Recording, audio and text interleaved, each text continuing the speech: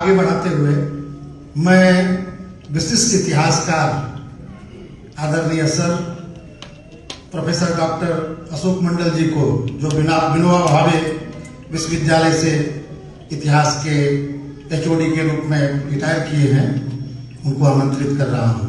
आए वो संबोधित करें।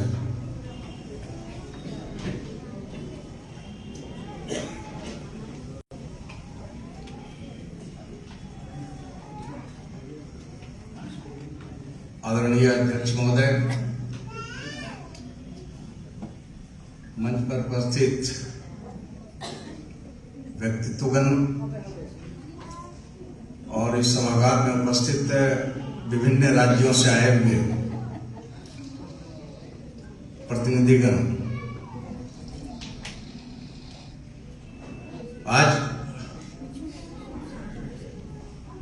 विश्व के ऐसे शख्सियत पर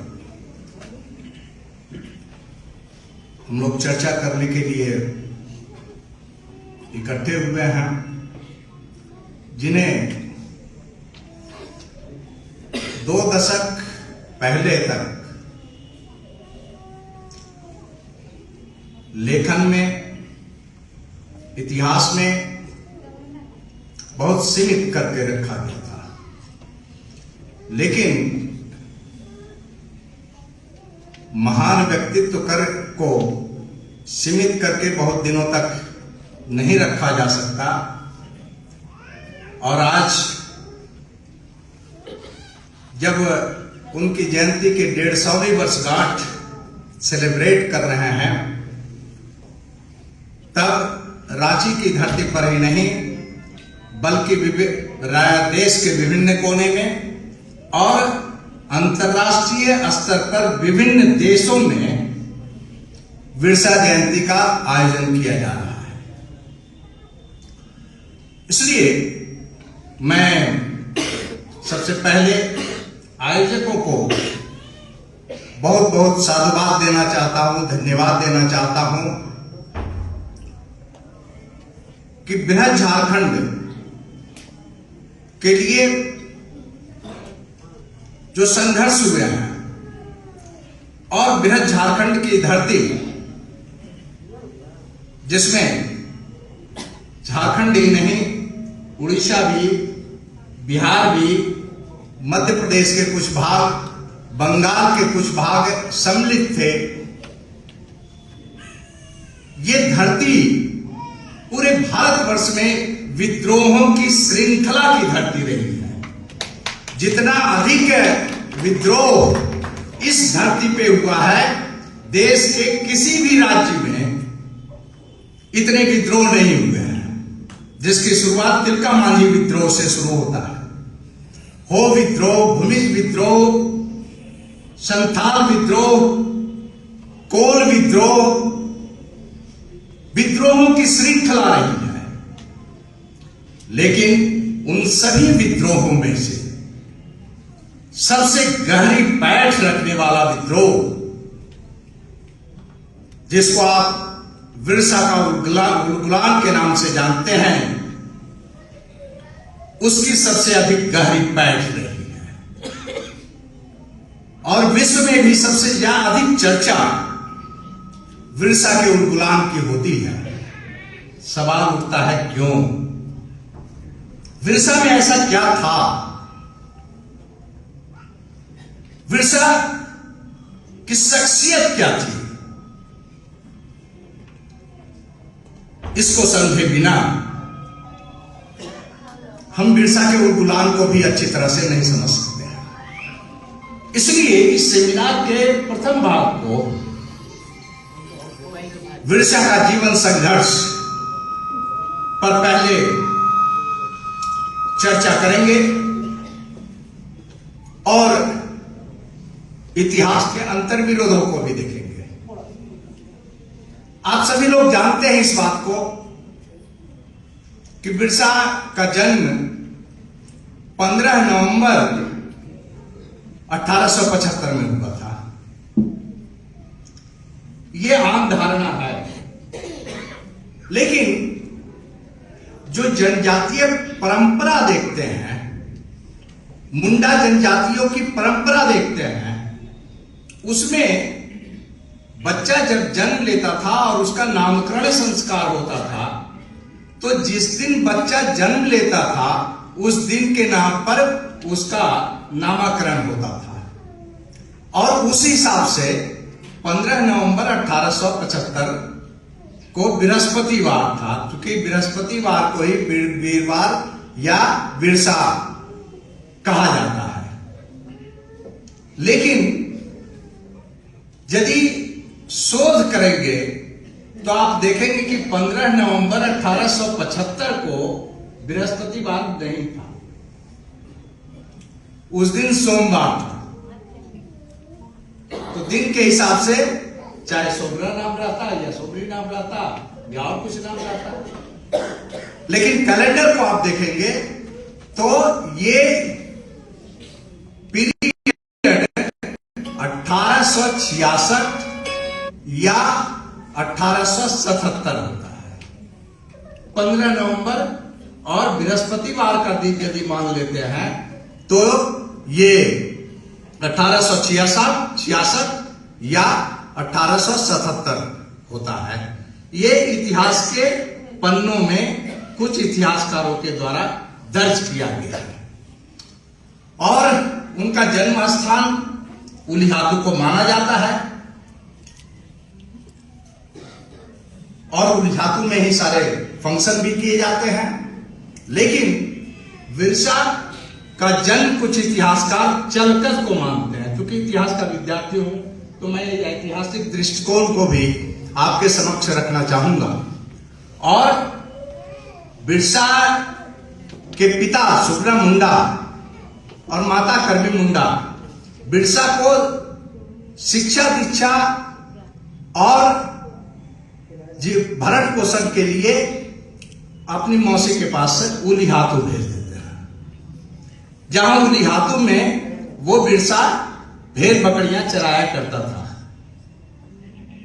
और बचपन में ही एक कलाकार उनके अंदर जन्म लेता है, बांसुरी वादन का। कहते हैं कि जब बांसुरी बजाने लगता था बिरसा, तो भेड़ बकरियां और गाय भैंस जो भी चरते रहते थे वो वहां ठहर से जाते थे। और वो इतना तल्लीन हो जाता था कि वह भूल जाता था कि मैं भेड़ बकरियां चराने आया हूं। और उसी क्रम में एक दिन उनकी एक बकरी चोरी हो गई। प्रणाम हुआ कि मौसा जी, जब घर लौटा बिरसा तो उसके मौसा जी काफी डांट फटकार किए कि तुम कैसे बकरी चला रहा था कि चोरी हो गया। और तब फिर वो चलकर चले आते हैं। उनकी प्रारंभिक शिक्षा जो है, एक कलाकार का जन्म हम उनके बचपन में ही देखते हैं, जब वो 4, 5 साल 6 साल के थे। बुर्ज नामक स्थान पे उनकी प्राइमरी शिक्षा होती है, प्राथमिक शिक्षा जिसको कहते हैं। और बिरसा जो स्कूल ईसाई मिशन का स्कूल था। बिरसा जी के पूर्वज ईसाई धर्म को स्वीकार कर चुके थे और इसलिए बिरसा का भी बुर्ज में ही बपतिस्मा संस्कार होता है और जिसमें बिरसा का नाम दाऊद रखा जाता है। बिरसा बचपन से ही ब्रिलियंट स्टूडेंट के रूप में मिशन के पादरी के द्वारा देखे जाते थे। इसीलिए उन्हें और उच्च शिक्षा के लिए लूथरन मिशन चाईबासा के स्कूल में भेज दिया गया और वहीं छात्रावास में रहते थे। ये मिडिल स्कूल की शिक्षा के लिए उन्हें भेजा गया था। लेकिन यहीं से विद्रोह का प्रस्फुटन देखने को मिलता है, जब आप सभी लोग जानते हैं कि जनजाति अपने धर्म के लिए या विभिन्न कार्यों के लिए जमीनें देते हैं। और पहले तो सामूहिक खेती भी होती थी। जब खुटकट्टी प्रथा थी तो सामूहिक खेती होती थी, सब लोग मिलकर खेती करते थे। तो वो जो जमीनें दी जाती थी, इसलिए सही महादेव जी ने कहा कि जल जंगल जमीन का ही प्रश्न नहीं, जमीन की सुरक्षा का भी प्रश्न है। तो ईसाई मिशन के द्वारा ले लिया जाता था और उसको अपने कार्य में लगाया जाता था, जिसका विरोध मिडिल स्कूल के छात्रावास में रहते हुए ही बिरसा ने विरोध किया। परिणाम हुआ कि बिरसा को स्कूल से निकाल दिया गया। उस समय उनकी आयु मात्र 15 वर्ष थी। इनका व्यक्तित्व में परिवर्तन कैसे कैसे होता है और निखार कैसे कैसे आता है, इसको देखने का प्रयास करेंगे आप कि 15 वर्ष की आयु में वह फिर वापस चलकर चला आता है और रोजी रोटी की तलाश में इधर उधर भटकता है। वहीं बंदगांव एक जगह है खूंटी जिले में ही। बंदगांव में उनकी भेंट होती है आनंद पांडे से और लुथेरन मिशन स्कूल से निकाले जाने के बाद वह ईसाई धर्म को त्याग देते हैं, छोड़ देते हैं। और आनंद पांडे जो वैष्णवी थे, वहां से इनके रहन सहन और जीवन में एक आमूलचूल परिवर्तन देखने को मिलता है। आनंद पांडे से उन्होंने रामायण, महाभारत, दर्शन, नीति शास्त्र इत्यादि की शिक्षा ग्रहण करते हैं और 3 साल तक लगभग उनके संपर्क में ही रहते हैं। उसके बाद बिरसा जब चलकर लौटते हैं तो उनका वेशभूषा परिवर्तित हो गया रहता है, अर्थात सामाजिक और धार्मिक पुनर्जागरण बिरसा के व्यक्तित्व में देखने को मिलता है। वह बिरसा के चलकर गांव में एक नीम का विशाल पेड़ था, उसी पेड़ के नीचे आप भगवान बनने की दिशा में कैसे आगे बढ़ते हैं। भगवान भगवान तो कहते हैं, लेकिन क्यों भगवान कहते हैं उस चीज को जानना वो ज्यादा जरूरी है। तो वह नीम के पेड़ के नीचे बैठ जाया करते थे और उनका वेशभूषा पीला वस्त्र पहनते थे, खड़ाऊ पहनते थे और नीम पेड़ के नीचे ही बैठकर उपदेश देने का काम करते थे। इसकी चर्चा बहुत कम होती है। उपदेश देने का कार्य करते थे। यह उपदेश क्या था उसको समझने की जरूरत है। जहां की ईसाई धर्म का त्याग किया, वहीं तथागत सनातन धर्म का जो आज बड़ा खूब प्रचार चल रहा है, उसको भी कैसे छोड़ते हैं।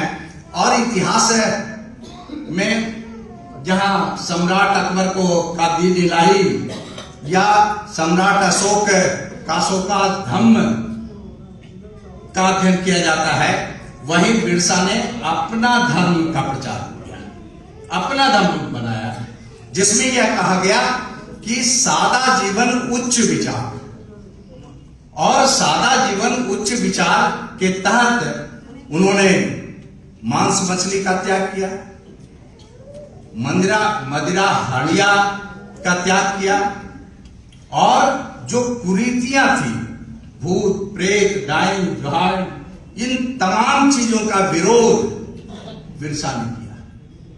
और इसलिए बिरसा के इन विचारों को जो लोग मानने लगे वो लोग बिरसाई कहते हैं।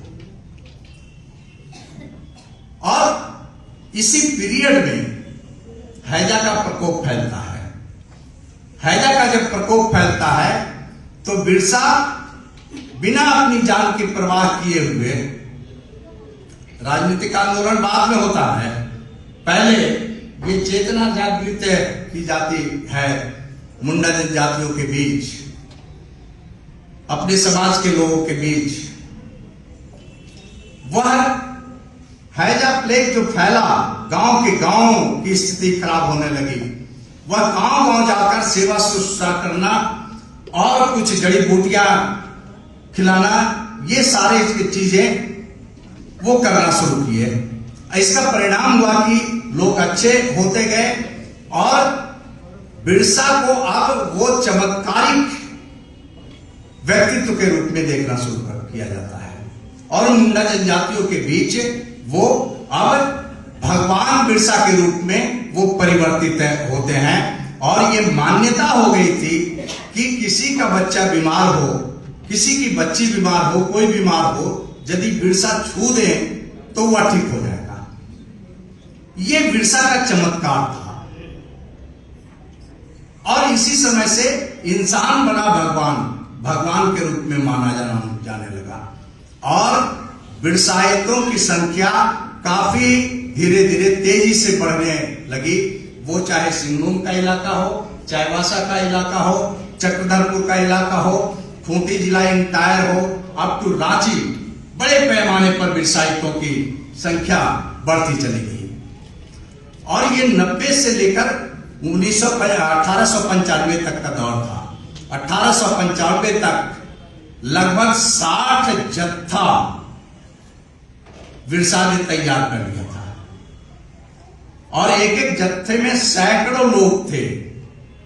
और वे लोग थे, समय कम है इसलिए बहुत ज्यादा विस्तृत मैं नहीं जा पाऊंगा, लेकिन जस्ट टच करते हुए मैं निकल रहा हूं इतिहास को, कि 1895 तक 60 जत्थे, जिसमें एक एक जत्थे में सैकड़ों मुंडा जनजाति के लोग हुआ करते थे। 60 जत्थे तैयार हुए जो अपने समाज के लिए, अपनी सरजमी के लिए, अपनी अस्मिता के लिए, अपनी पहचान के लिए जीवन देने के लिए भी तैयार रहता था। लेकिन इस समय तक बिरसा हथियार उठाने की बात नहीं करता। 1895 का काल था जब बिरसा वन बकाया के खिलाफ आवाज उठाया। महादेव जी ने पहले ही चर्चा किया है कि कई act, one act, forest act बन चुके थे और जिसमें जंगलों पर, पहाड़ों पर आदिवासियों के अधिकार को समाप्त कर दिया गया था। और दूसरी तरफ बड़े पैमाने पर टैक्सेस लगाए जा रहे थे, विभिन्न नामों पर कर लगाए जा रहे थे। तो वन कर का बकाया, जैसे आज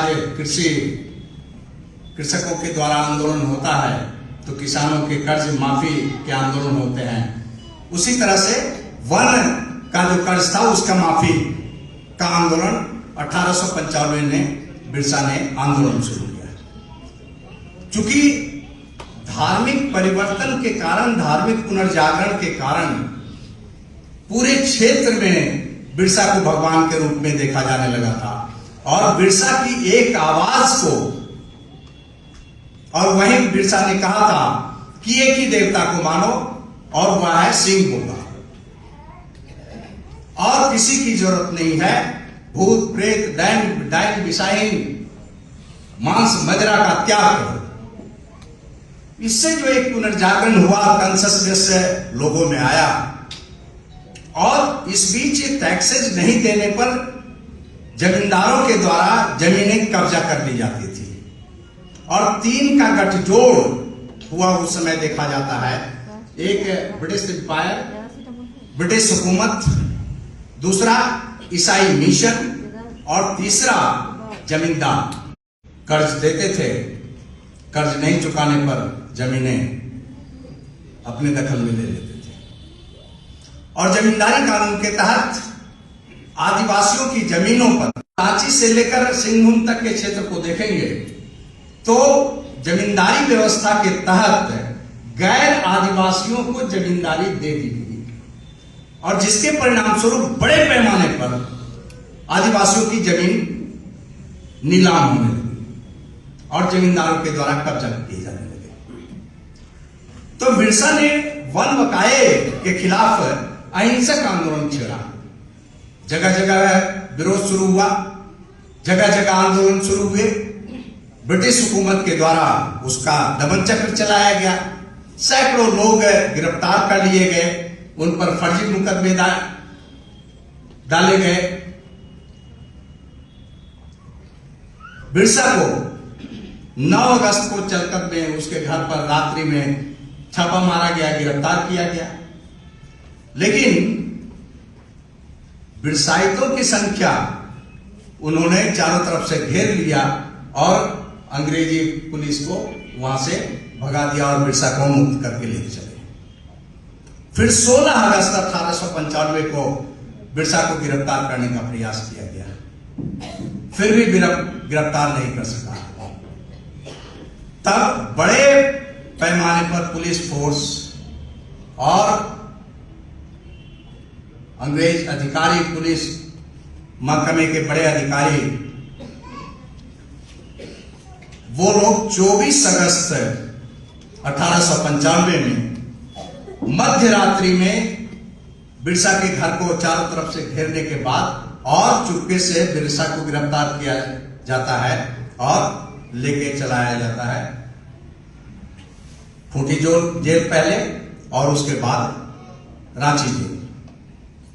और उसमें और कुछ लोग गिरफ्तार होते हैं और सबों को सजा सुनाई जाती है, जिसमें 2 साल की सजा दी जाती है बिरसा को। और बिरसा का दर्शन, बिरसा गिरफ्तारी की खबर आग की तरह पूरे रीजन में फैला और बिरसा का दर्शन करने के लिए, देखने के लिए हजारों हजार की तादाद में रांची जेल आना शुरू किए।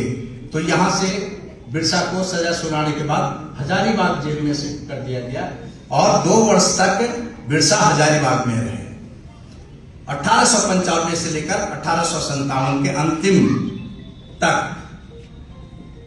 और उसी बीच 1897 में महारानी विक्टोरिया का हीरक जयंती मनाया जा रहा था, जिसमें भारतवर्ष के विभिन्न जेलों से बहुत लोगों को मुक्त करने का आदेश हुआ था। बिरसा का 2 साल का लगभग पूरा हो चुका था सजा और हीरक जयंती भी आया सामने, तो बिरसा को जेल से रिहा कर दिया गया, हजारीबाग जेल से। और 1897 के बाद वह 2 वर्षों तक लगातार सिंहभूम का क्षेत्र हो, चाईबासा का क्षेत्र हो, चक्रधरपुर का क्षेत्र हो, खूंटी, तोड़पा, गुंडू, बेड़ो, तमाम क्षेत्रों में, विभिन्न गांवों में, और इस समय भी हैजा फैलते। तो 97 में गांव गांव घूमकर बिरसा जहां लोगों की सेवा करने लगे और उन्हें अंग्रेजों के खिलाफ अब सामाजिक और धार्मिक पुनर्जागरण के बाद वह राजनीतिक आंदोलन में टर्न अप करते हैं तमाम अपने फॉलोअर्स को, जो बिरसाई थे। और वो कहते हैं कि अंग्रेजों के खिलाफ लड़ाई लड़नी होगी। उसके पहले से इतिहास में यह दर्ज है कि सरदार आंदोलन चल रहा था 1950 के बाद से 1857 की क्रांति के बाद से ही, लेकिन वह कोई प्रभावकारी रूप नहीं ले सका था। तो 1895 तक आते आते सरदार आंदोलन के तमाम नेता बिरसा को अपना नेता मान लेते हैं और बिरसाई तो थे ही। इसका तात्पर्य यह था कि पूरा क्षेत्र जो है बिरसा के अनुयायी बन चुके थे और यह अंग्रेजी हुकूमत समझ रही थी, इसीलिए बड़े पैमाने पर गिरफ्तारियां होनी शुरू हुई। अभी तक गुलाम की घोषणा बिरसा नहीं करते हैं, अहिंसक आंदोलन ही वो चलता है। लेकिन 1897 से 1899 तक सरदार आंदोलन में अंतर्द्वंद चलता रहता है और उस अंतर्द्वंद में था कि हम लोग कितना बर्दाश्त करेंगे अंग्रेजों को, इसके दमन चक्र को कितना बर्दाश्त करेंगे, हमें भी सशस्त्र संग्राम छेड़ना चाहिए। बिरसा लोगों को रोके हुए थे और अंग्रेज दमन चक्र बढ़ाते चले जा रहे थे। होता है ना कि पानी को गर्म कीजिए तो एक ही बार नहीं खौलता है, धीरे धीरे वह गर्म होता है और 100 डिग्री सेल्सियस तक पहुंचता है तो वह खौलना शुरू हो जाता है। तो बिरसा 1897 से 1899 तक 30 नवंबर 1897 को रिहा होते हैं और उसके बाद 2 वर्षों तक घूमते हैं।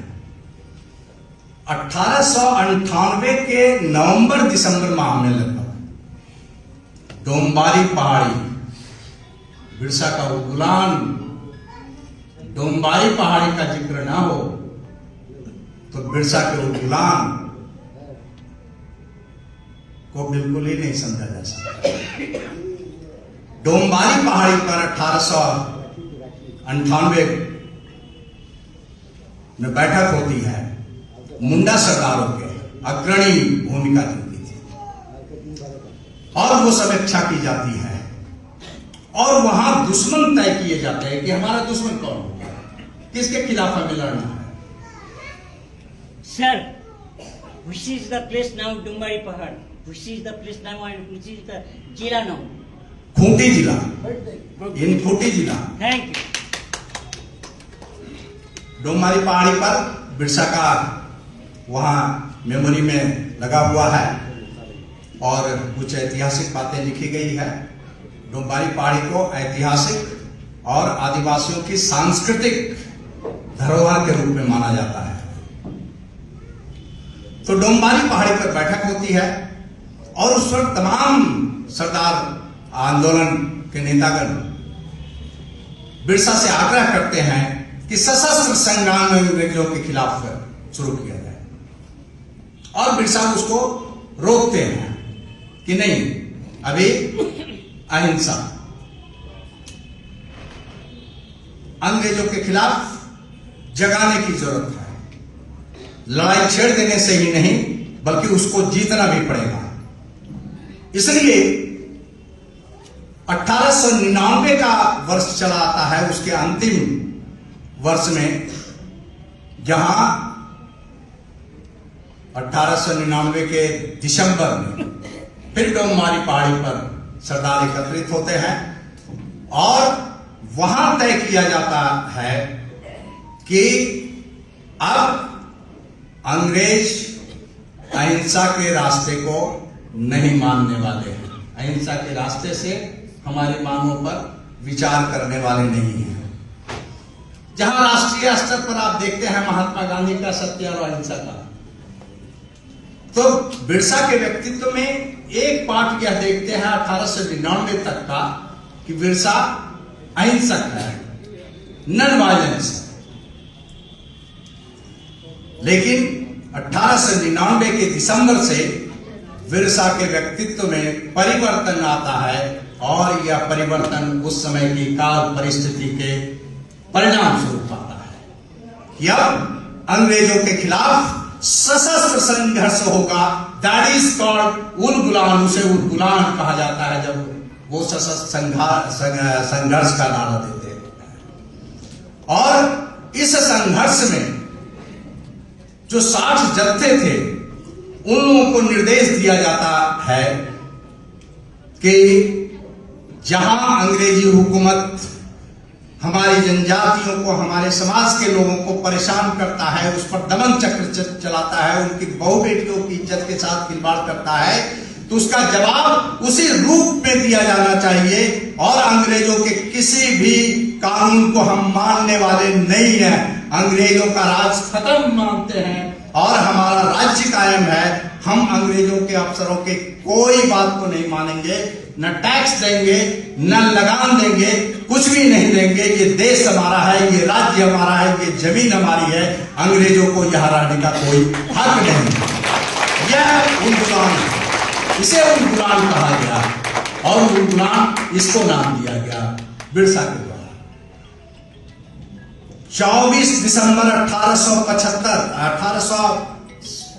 1899 का वह दिन एक साथ 24 दिसंबर 1899 में एक साथ 60 जत्थों के द्वारा बुंडू हो, तमाड़ हो, बेड़ो हो, चकिया हो, सिंहमुंग का इलाका हो, चकधरपुर हो, तमाम जगहों पर आक्रमण किया जाता है। इस पर अंग्रेजी हुकूमत के प्रशासनिक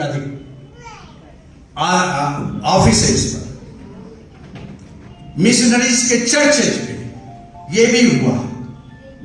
जो बड़े बड़े अधिकारी थे उन पर आक्रमण किया जाता है, उनके घरों पर आक्रमण किया जाता है और इस तरह से पहली बार अंग्रेजी हुकूमत के अफसरों सरकारी अमला, सरकारी लोगों के बीच वो भगदड़ मचनी शुरू होती है। परिणाम होता है कि चाईबासा से लेकर रांची तक 500 वर्ग मील के बीच सेना को उतार दिया जाता है, सैनिकों को उतार दिया जाता है। यहाँ की पुलिस से संभाल नहीं सकी बिरसा को, और बिरसा की गिरफ्तारी के लिए जगह जगह छापेमारी होने लगी। बिरसा का आप लोग जानते होंगे, संघर्ष गुरिल्लावाद का था। विभिन्न केंद्र बनाए हुए थे और जंगलों में विभिन्न शिविर बनाए हुए थे,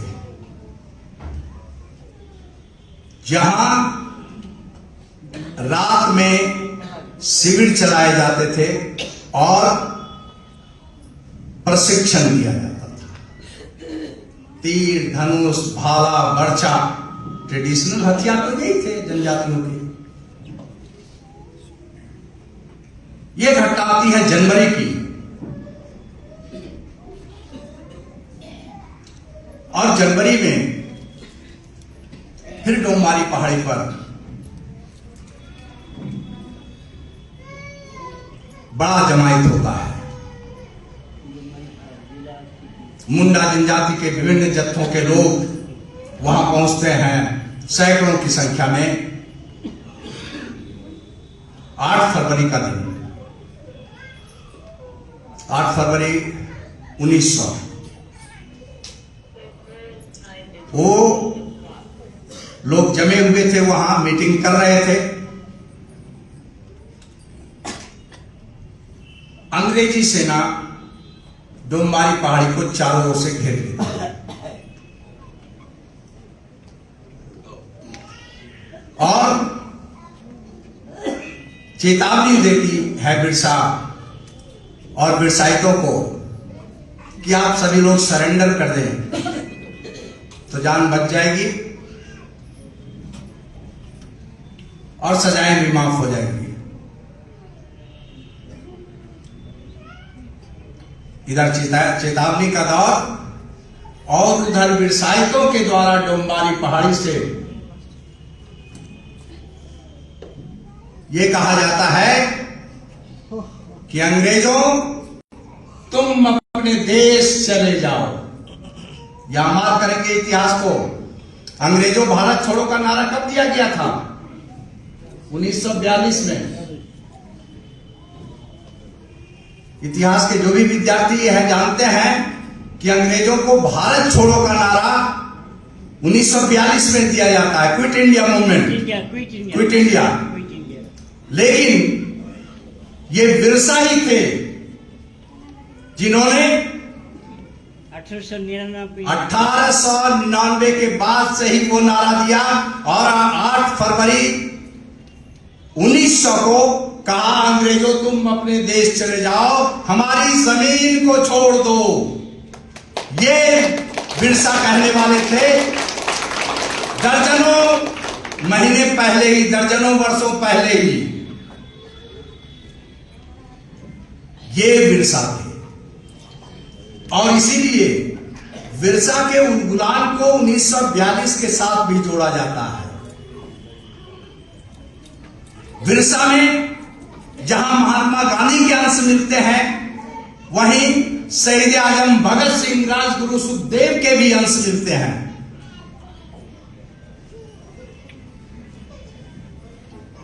आठ तारीख की पूरी रात गुजर जाती है।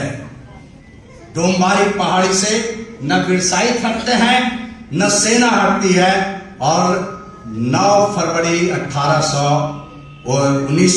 ईस्वी में अंग्रेजी फौज के द्वारा अंधाधुंध गोलियां बरसाई जाती है, तो के गोले छोड़े जाते हैं, जिसमें 200 से अधिक मुंडा, नर नारी, बच्चे, बूढ़े, वो लोग शहीद हो जाते हैं, तो वो लोग शहीद हो जाते हैं।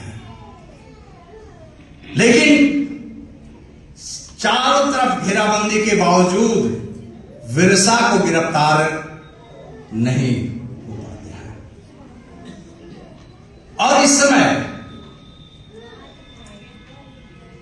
अंग्रेजी हुकूमत के द्वारा मुंडा सरदारों को, चूंकि उनका ट्रेडिशनल जो प्रशासनिक व्यवस्था और अपनी व्यवस्था ग्रामीण व्यवस्था रही है, मान की मुंडा प्रथा उनके अंदर था, जिनके माध्यम से ही वे सारे अपने विवादों को भी सुलझा लेते थे, अपनी प्रशासनिक व्यवस्था कर लेते थे। उसको तहस-नहस अंग्रेजों के द्वारा कर दिया गया था। तो अंग्रेजी हुकूमत बिरसा को गिरफ्तार करने के लिए प्रलोभन भी लोगों को देना शुरू किया, जिसमें यह कहा गया कि जो बिरसा के बारे में जानकारी देगा 500 रुपया उसको 500 रुपया 500 रुपीज उस जमाने में इनाम मिलेगा। उस जमाने में 500 रुपया बहुत बड़ा इनाम था। बहुत बड़ा 500 रुपीज दिए जाएंगे और उसको जमीन भी दिया जाएगा और उस पर अंग्रेजों का कोई भी टैक्स नहीं लगेगा। यह प्रलोभन दिया गया। और जैसा कि हम जानते हैं, विश्व का इतिहास बताता है कि कोई न कोई गद्दार निकल ही आता है। और इसी में बिरसा चारों तरफ जब गिरफ्तार करने के लिए तेज किया गया प्रयास, तो जगह जगह बना वो अपने शिविर को बदलते रहते थे और जगह जगह जंगलों में छिपे रहते थे। रात में निकलकर गांव में काम करते थे, लोगों को जगाते थे, अंग्रेजों के खिलाफ लड़ते थे और दिन में वह छुपे रहते थे। तो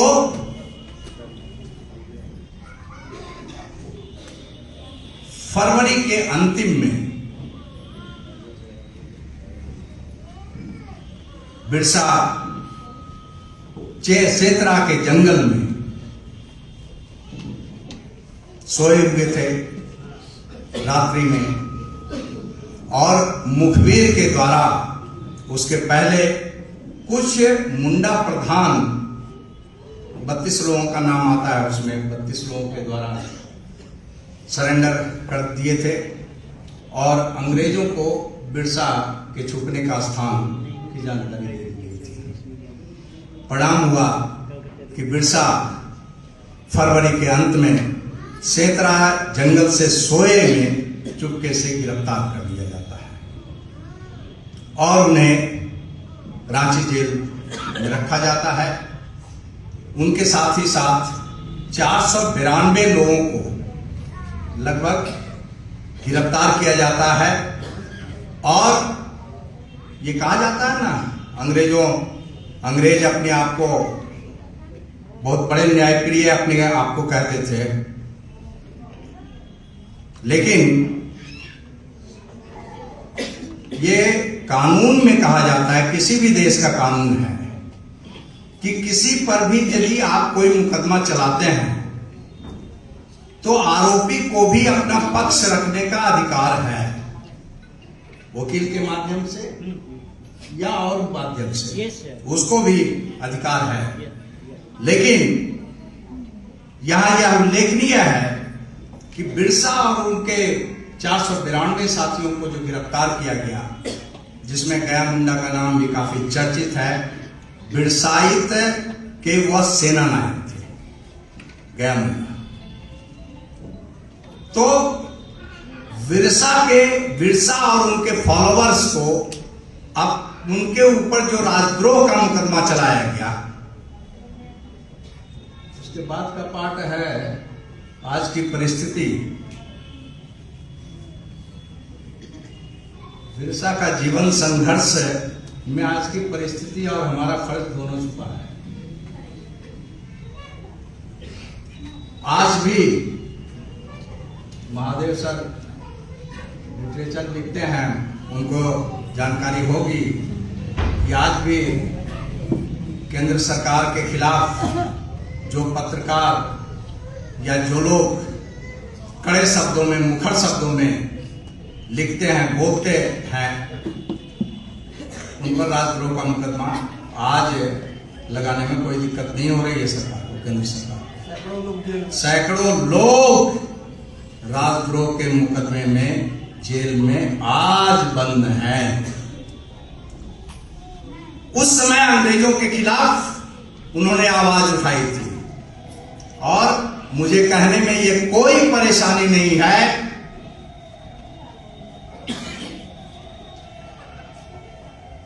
कि अंग्रेज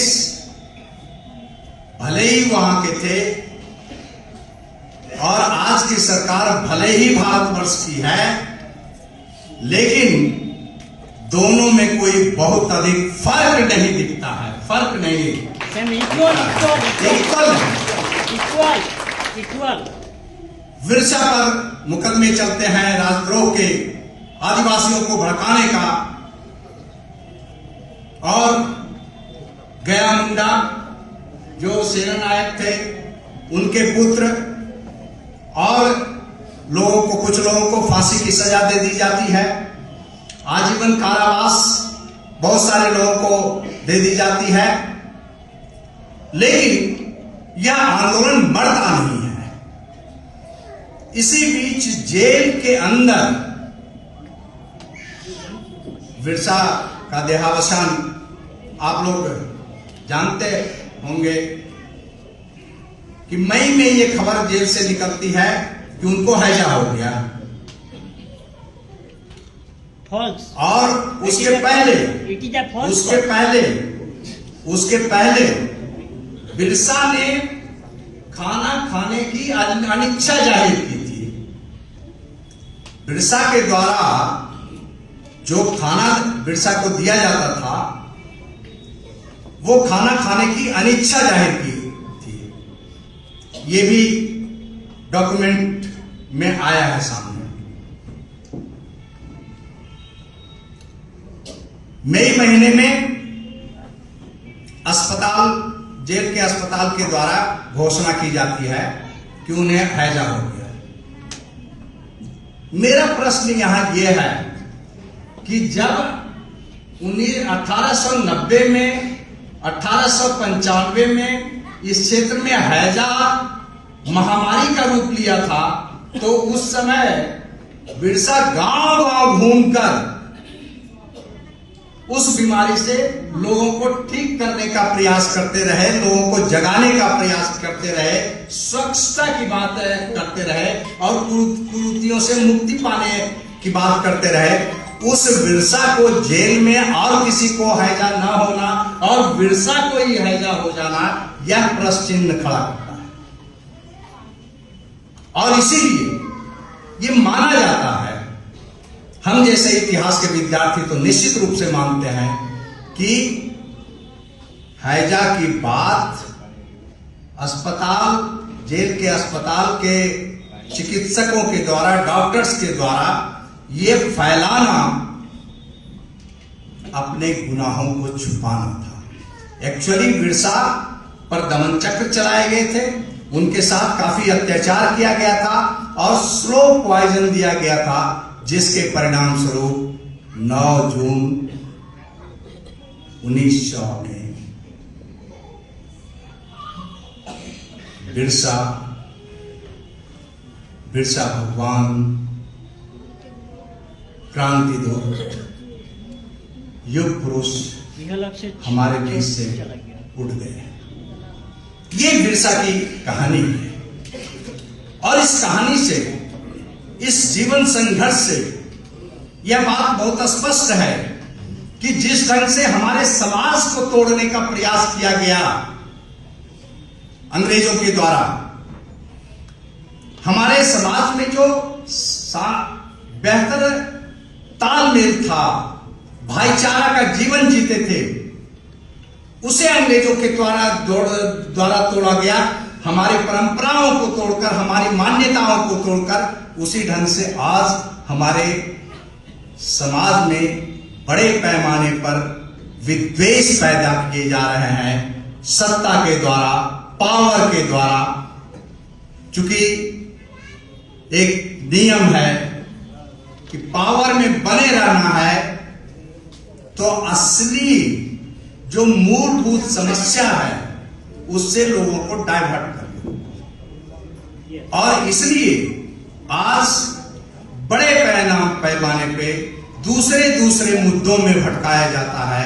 और जो समस्या मूल रूप से है आज भारतवर्ष में, 75 वर्ष हो गए। सरकार के द्वारा अमृत महोत्सव का आयोजन किया गया, लेकिन बेरोजगारी की क्या स्थिति है? 75 वर्ष में सबसे अधिक अनएम्प्लॉयमेंट यदि किसी समय है तो वह आज के दौर में है, और वो विस्फोटक रूप लेता जा रहा है। और हद तो तब हो जाती है कि यहां बड़े बड़े माफिया पैदा हो गए हैं पेपर लीक करने वालों के, जिसमें न केवल नौकरशाह बल्कि सत्ता पक्ष के लोग भी मिले रहते हैं। बच्चे एग्जाम देने जाते हैं, ईमानदारी से एग्जाम देते हैं, और रिजल्ट की जब बारी आता है पता चलता है कि पेपर लीक हो गया। वो झारखंड में भी देख लीजिए, या बेंगलोर देख लीजिए, सॉरी बिहार देख लीजिए, उत्तर प्रदेश देख लीजिए, विभिन्न राज्यों में ये देखने को मिलेगा। सारे देश, पूरे देश, संपूर्ण भारतवर्ष में। दूसरी बात कि जो बड़े बड़े पैमाने पर एम्प्लॉयमेंट के जगह थे पब्लिक सेक्टर, वो पब्लिक सेक्टर समाप्त कर दिए जा रहे हैं। बेचा जा रहा है किसे? एक इंडिविजुअल को। कैपिटलिस्ट के क्लास होता है, पूंजीपति वर्ग होता है, लेकिन चुनिंदे पूंजीपति वर्ग के लोगों को 1 रुपए में हजारों एकड़ जमीन, और वो जमीन किसकी रहती है? गरीबों की रहती है, आदिवासियों की रहती है, दलितों की रहती है, पिछड़ों की रहती है। उनके हजारों एकड़ जमीन उन्हें दे दिया जाता है, चाहे देश का कोई भी राज्य हो। उनकी सरकार रहनी चाहिए राज्यों में, केंद्र में है। तो पब्लिक सेक्टर, चाहे वह सेल हो, भेल हो, एयरपोर्ट हो या अन्य रेल हो, ये तमाम प्राइवेट सेक्टर में चले जा रहे हैं, इंडिविजुअल के बीच चले जा रहे हैं। तो फिर एम्प्लॉयमेंट जनरेट होगा कहां? नौकरी मिलेगी कहां? तो इसलिए बिरसा और बिरसाइतों को अपने समय में तत्कालीन परिस्थितियों के समय, तत्कालीन सवालों पर जो उन्होंने विद्रोही रूप अख्तियार किया, जो विरोध किया, सशक्त विद्रोह किया, अंग्रेजों को विवश किया मानने का के लिए, और उसी का परिणाम था कि 1908 का छोटानागपुर टेनेंसी एक्ट आया। 1908 में जो छोटानागपुर काश्तकारी अधिनियम आया है, जिसमें आदिवासियों की जमीन की हिफाजत की जा सके, वो बिरसा के आंदोलन के परिणाम स्वरूप। सरप्राइज। तो आज यह स्पष्ट है कि जो तत्कालीन परिस्थिति है, इस तत्कालीन परिस्थिति में, आज की परिस्थिति में एकमात्र नारा ही है, संघर्ष हमारा नारा ही है। हमारा नारा संघर्ष होना चाहिए, बिना मांगे कुछ भी नहीं मिलना है। मांगते हैं भिक्षाम देही, भिक्षाम देही। ये राष्ट्रपिता बापू ने भी इस सवाल को उठाया था, लेकिन बापू को भी असहयोग आंदोलन चलाना पड़ा अंग्रेजों के खिलाफ। महात्मा गांधी को भी 1942 में आकर क्विट इंडिया मूवमेंट और अहिंसा हिंसा दोनों का प्रयोग करना पड़ा, तब जाके आजादी मिली। और एक तरफ अहिंसात्मक आंदोलन का दौर था, तो दूसरे तरफ हिंसात्मक आंदोलन का दौर था 1905 से। चाहे लाल बाल पाल की बात ले, या आगे चलकर 1920 के बाद शहीद आजम भगत सिंह, खुदीराम बोस, चंद्रशेखर आजाद, राजगुरु सुखदेव का इतिहास ले, इन क्रांतिकारियों का, तो अंग्रेज यूं ही नहीं भागे हैं। इसलिए जरूरत इस बात की है कि आज पैसिव स्ट्रगल, सक्रिय मूवमेंट, यही हमारा फर्ज होना चाहिए और यही हमारा संघर्ष होना चाहिए, जो नारा होना चाहिए। कि हर जोर जुल्म के टक्कर में संघर्ष हमारा नारा है, संघर्ष हमारा नारा है, संघर्ष हमारा नारा है। धन्यवाद।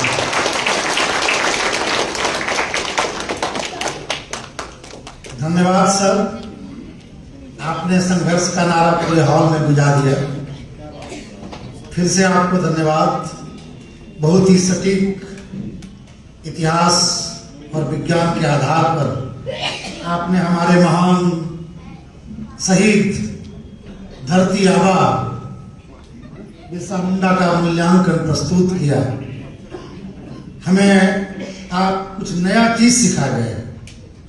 फिर से धन्यवाद आपको। और मैं अभी आपको संगीत की दुनिया में ले जाना चाहता हूं। अर्चना सिंह